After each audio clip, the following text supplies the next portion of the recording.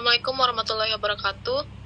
Halo semuanya, kami dari kelompok 11, kelas A2, akan memaparkan materi hasil dari diskusi kami mengenai pilihan antara menjadi pekerja atau pengusaha.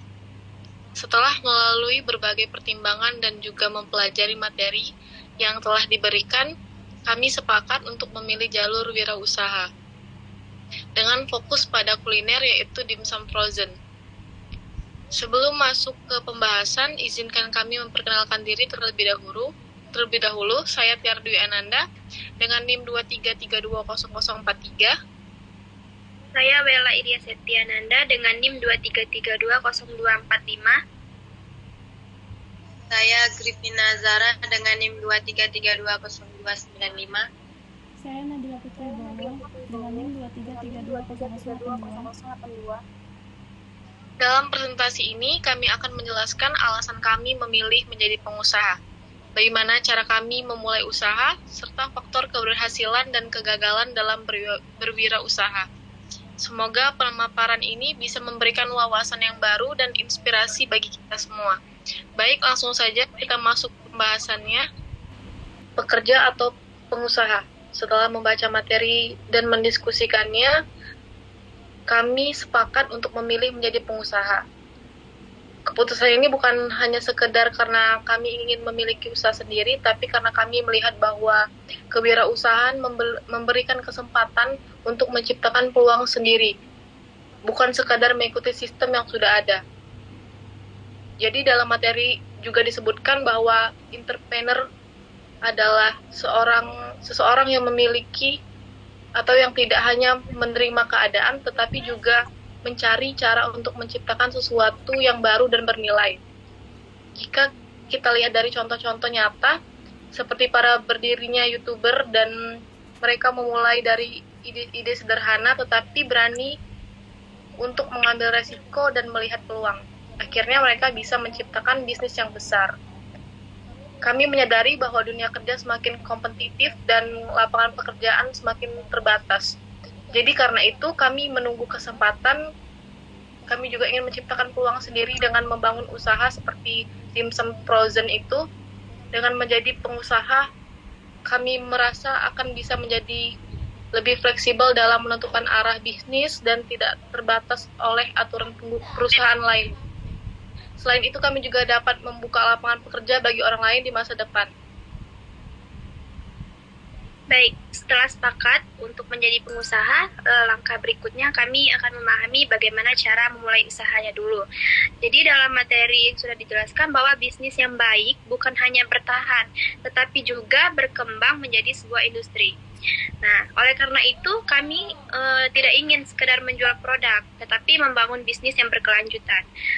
Jadi kami memilih usaha dimsum frozen karena melihat sekarang konsumsi makanan praktis yang semakin meningkat. Banyak orang ingin menikmati dimsum berkualitas tanpa harus ke restoran mahal. Nah, jadi dari situ kami memutuskan untuk mengembangkan produk dimsum yang bisa dinikmati kapan saja dengan cara penyajian yang lebih mudah. Nah, jadi ada beberapa langkah awal yang akan kami lakukan, seperti riset pasar. Kami akan mengetahui siapa target pelanggan kami, harga yang sesuai, dan tren kuliner yang sedang berkembang sekarang, lalu pengembangan produk. Jadi kami akan menentukan resep terbaik, mencari bahan baku berkualitas, dan memastikan produk itu bisa bertahan dalam kondisi frozen tanpa bahan pengawet yang berlebih. Lalu ada strategi pemasaran. Jadi menggunakan media sosial seperti sistem pre-order dan bekerja sama dengan reseller untuk memperluas jangkauan. Lalu ada distribusi dan kemitraan. Nah, jadi kami menjual ini melalui platform online seperti di GrabFood. Jadi kami juga bekerja sama dengan toko-toko makanan atau warung untuk sistem titip jual atau just tip ya. Nah, jadi kami ingin memastikan bahwa usaha ini tidak hanya sekedar jualan, tapi benar-benar memberikan solusi bagi orang yang ingin menikmati dimsum dengan mudah dan praktis.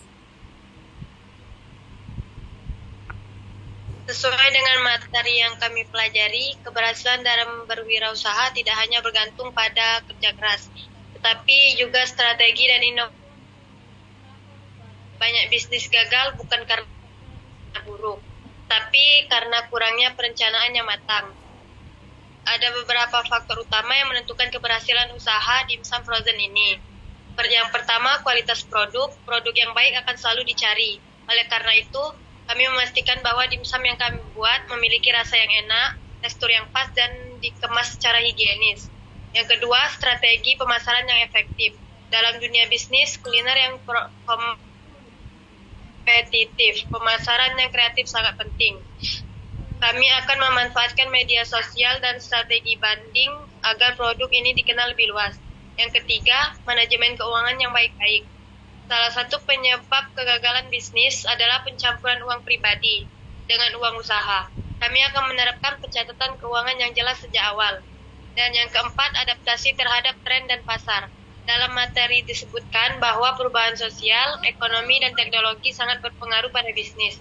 Oleh karena itu, kami harus selalu siap berinovasi dan menyesuaikan strategi bisnis dengan perkembangan tren pasar. Jika faktor-faktor ini dijaga dengan baik, usaha ini tidak hanya akan bertahan, tapi juga berkembang menjadi bisnis yang lebih besar. Selain keberhasilan, tentu ada resiko kegagalan dalam berwirausaha.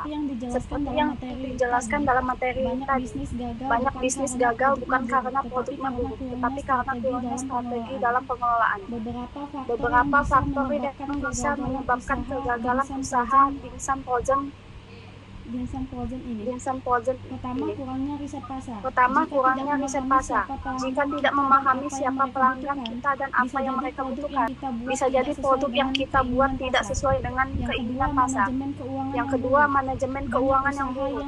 Banyak usaha yang bangkrut karena pemiliknya tidak bisa mengelola keuangan dengan baik. Kami harus memastikan modal dan keuntungan dikelola dengan efisien agar usaha bisa terus berkembang. Yang ketiga, persaingan yang ketat. Bisnis kuliner memiliki banyak pesaing. Jika produk kami tidak memiliki keunikan atau inovasi, maka sulit untuk bertahan. Oleh karena itu, diferensiasikan produk menjadi kunci. Yang keempat, kurangnya komitmen konsistensi dalam dunia bisnis. Tidak ada yang instan. Jika kami mudah menyerah saat menghadapi tantangan, maka usaha ini tidak akan berkembang. Oleh karena itu, mental yang kuat dan daya juang yang tinggi sangat diperlukan. Kami sadar bahwa membangun usaha bukanlah hal yang mudah, namun dengan memahami faktor keberhasilan dan menghindarkan penyebab kegagalan, maka optimis bahwa dimsum frozen ini bisa sukses di pasaran. Baik, kesimpulan setelah membaca materi dan berdiskusi dalam kelompok, kami semakin yakin bahwa menjadi pengusaha adalah pilihan yang tepat. Kami menyadari bahwa membangun usaha untuk membangun suatu usaha membutuhkan perencanaan yang sangat matang, strategi yang tepat, dan komitmen yang kuat. Kami memilih dimsum frozen bukan hanya sebagai karena potensi keuntungannya, tetapi karena kami ingin menciptakan produk yang memberi nilai dan memberikan nilai bagi pelanggan. Dengan memahami faktor keberhasilan dan kegagalannya, kami berharap usaha ini bisa berkembang dan bertahan dalam jangka panjang. Kami tidak hanya ingin menjadi pelaku bisnis, tetapi juga ingin membangun sesuatu yang memiliki dampak nyata. Karena, seperti yang disebutkan dalam materi, entrepreneur yang sukses bukan hanya mereka yang bekerja keras, tapi juga mereka yang mampu membaca peluang dan beradaptasi dengan perubahan zaman. Sekian presentasi dari kelompok kami. Mohon maaf apabila ada salah kata. Saya akhiri. Wabillahi taufiq wal hidayah. Wassalamualaikum warahmatullahi wabarakatuh. Waalaikumsalam warahmatullahi wabarakatuh.